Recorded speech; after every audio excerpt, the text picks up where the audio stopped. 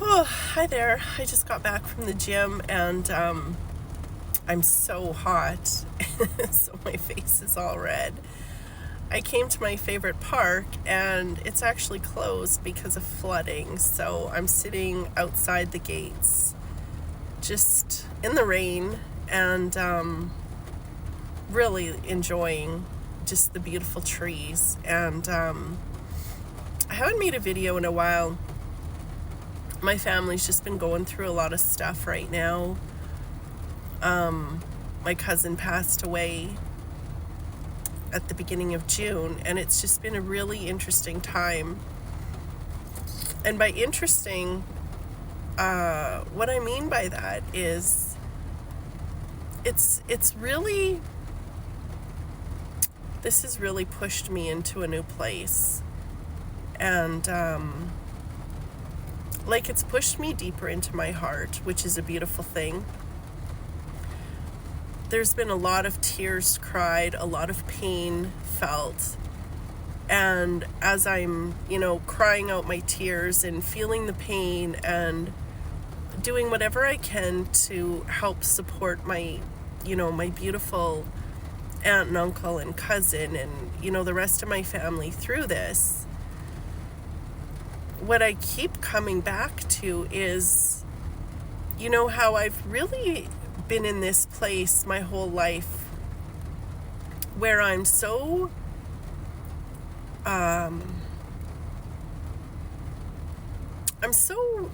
interested in the future and what I want to create for myself in the future, and this dream life that I think that we can all create.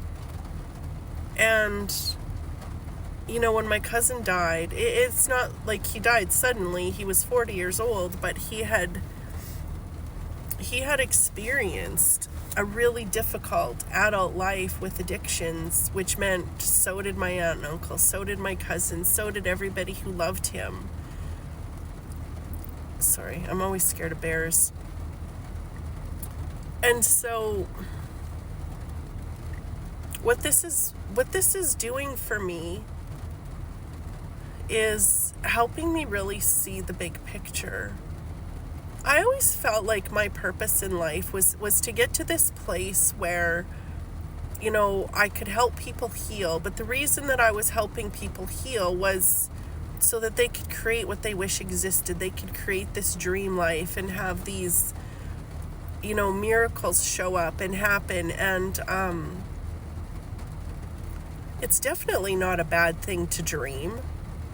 And but the point is, how attached are we to these dreams, and how fucking important are they actually? Other than I dream of being really fucking happy today, and I dream of having a really strong connection with people in my life. Other than that, what the fuck is important? And I don't know, like I said, this has just pushed me into a new place in my heart, and literally flipping my whole fucking life upside down. I had journals printed, create what you wish existed, and I was creating these workshops called Create What You Wish Existed.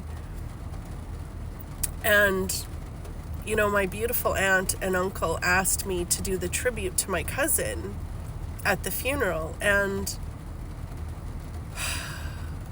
like I said, I've always felt like there was this place in my life where I should be this inspiring motivational speaker, where I start to, kill my own dreams and live my own dream life. And I can get up on stage and help other people find their dreams and make them come true. And when I was asked to speak at this funeral, I was really sitting with that. And it's how the fuck could we be talking about dreams coming true when there are so many people suffering in this world? And so what this has really shown me is, I really sat in my heart and I was like, what do I want to say? Like, what do I want to say? And all I could think of was, this is so fucking unfair. Like, it's so fucking unfair that somebody's incredible son,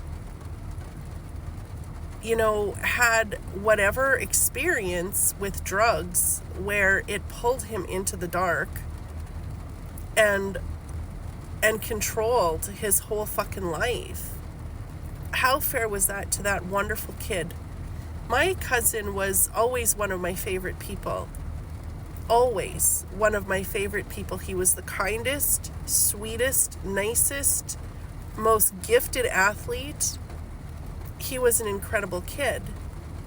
And whatever happened, he was pulled into this addiction, which meant he suffered with it, which meant the son that he eventually had suffered with it.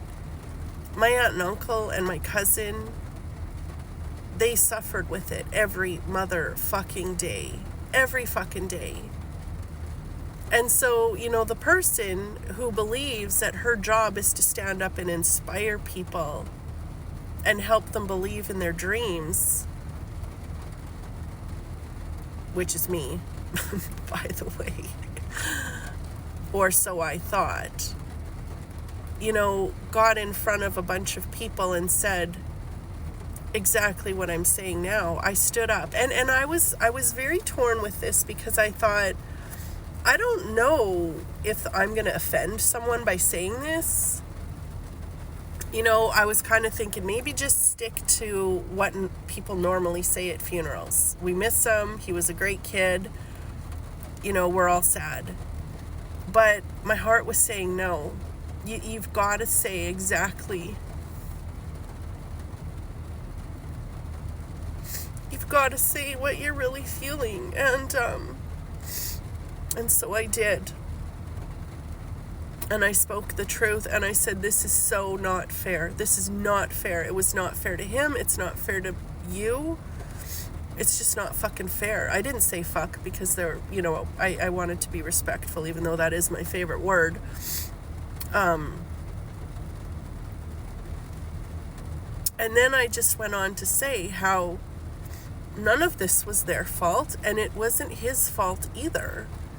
Because so many people, it's like, oh, they're addicted, or they're addicts. Oh, well, they did this, or they did that. And there's some part of people, I believe, and I know this because I used to think it myself, where, you know, they made their choice. I've heard this so many fucking times, and I'm so fucking sick of it. And anybody who says this again, please fucking check yourself. I've heard so many people say, that was his choice, and if he wanted to get better, he could have done the work. That's fucking bullshit. That is such fucking bullshit. I truly believe this is nothing more than fucking chance, because nobody chooses to stay addicted. It's not that they're not strong enough. It's not that they don't have the willpower. Your fucking brain is such a mess after you get stuck in addictions. You're not making proper choices. It's not you in control anymore. Yeah, there are a lot of people that turn their lives around, and that's fucking amazing. But there are a lot of people that don't, and I'm really fucking tired of hearing it was their choice. No, it wasn't.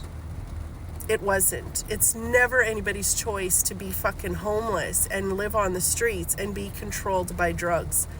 Drugs do it. It's not the parents' fault. It's not the addict's fault. Of course we can all do better. Abso-fucking-lutely we can all do better. But I really want to take the blame game out of this. And I want people to find compassion in their hearts. And this is where I'm now really starting to see life differently. Like, shit happens. Shit happens, and some make it out and some don't. And that's, I believe, the truth of this. So, my new job is to inspire people to enjoy